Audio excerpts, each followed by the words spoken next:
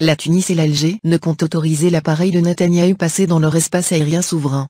Les autorités tunisiennes et algériennes ont fermement refusé d'autoriser l'avion du Premier ministre israélien Benjamin Netanyahou à traverser l'espace aérien tunisien et algérien pour rejoindre le Maroc, a rapporté l'agence de presse tunisienne Tunis.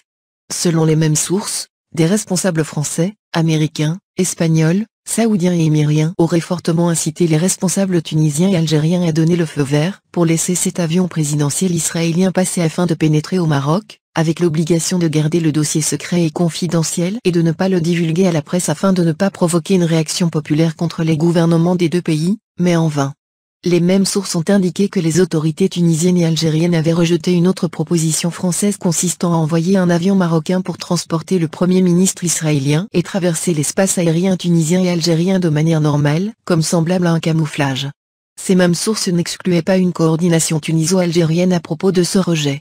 La visite aurait lieu aux environs du 30 mars 2019, juste après une visite du pape François dans le pays africain, selon la chaîne israélienne Hadashot. Le Premier ministre Benjamin Netanyahou chercherait à organiser une visite d'État au Maroc juste avant que les Israéliens ne se rendent aux urnes pour les élections du 9 avril 2019, selon des informations parues dans un média marocain. Rabat considérerait un réchauffement des liens avec Israël comme un moyen d'obtenir le soutien de Trump dans sa revendication du Sahara occidental. Le site francophone Le Desk a fait savoir mardi que le conseiller à la sécurité nationale Meir Ben Shabbat travaille, avec le soutien américain, à organiser une rencontre entre Netanyahou et le roi Mohamed VI au Maroc.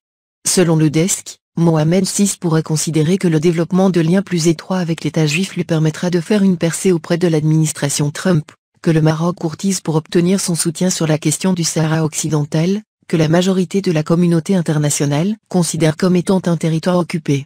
Ni le gouvernement marocain, ni le bureau du Premier ministre israélien n'avaient confirmé jeudi ces informations. Relations diplomatiques, à l'exception de la Jordanie et de l'Égypte, qui ont signé des accords de paix avec Israël, aucun État arabe n'a de relations politiques, économiques ou culturelles formelles avec ce dernier.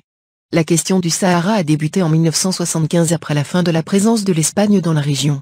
Le conflit entre le Maroc et le Polisario s'est transformé en un conflit armé qui s'est poursuivi jusqu'en 1991 et a pris fin avec la signature d'un accord de cessez-le-feu. Le Polisario appelle à un référendum pour déterminer le sort de la région, proposition soutenue par l'Algérie, qui accueille des personnes déplacées qui fuient le territoire après la restauration du Maroc et la fin de l'occupation espagnole. La venue présumée de Benjamin Netanyahou au Maroc ne serait pas la première visite d'un Premier ministre israélien au royaume chérifien. En effet, en 1999, Ehud Barak s'était rendu aux funérailles du roi Hassan II, père de l'actuel souverain, Mohamed VI.